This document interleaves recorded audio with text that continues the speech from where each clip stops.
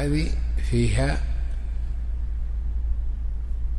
اهتمام من الشيخ رحمه الله ولفت نظر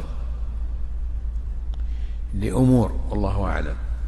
الأول أن العلم رحمة من الله تعالى لمن آتاه الله إياه ووفقه للعمل به والقيام بحقه، هذه واحدة.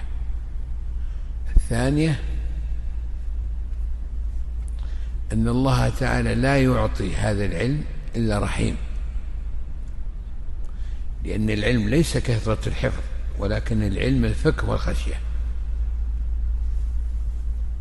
فالعلم لا يؤتاه إلا رحيم.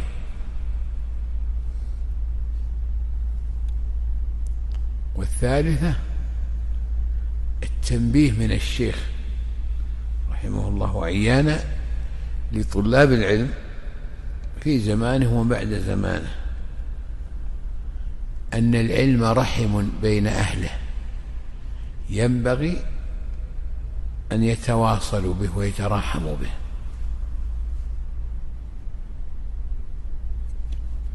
فيكونوا رحماء فيما بينهم في التعليم، في التعلم، في المذاكرة، في المكاتبة، رسائل أهل العلم بينهم، في التنبيه على الأخطاء، تنبيه من أخطأ فيما وقع فيه من الخطأ برحمة، لعله أن ينشرح صدره لقبول النصيحة والرجوع عما أخطأ فيه إلى الصواب الذي قام عليه الدليل. فيتراحم أهل العلم فيما بينهم، ولا يكون فيما بينهم جفاة غلاظا.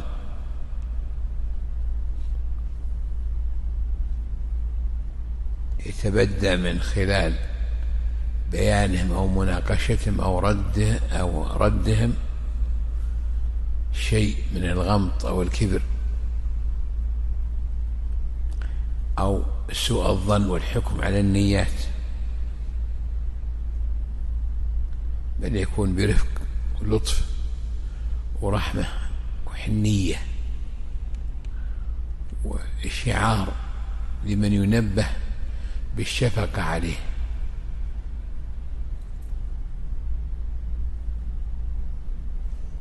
والحرص على هدايته الحق وقبوله الحق.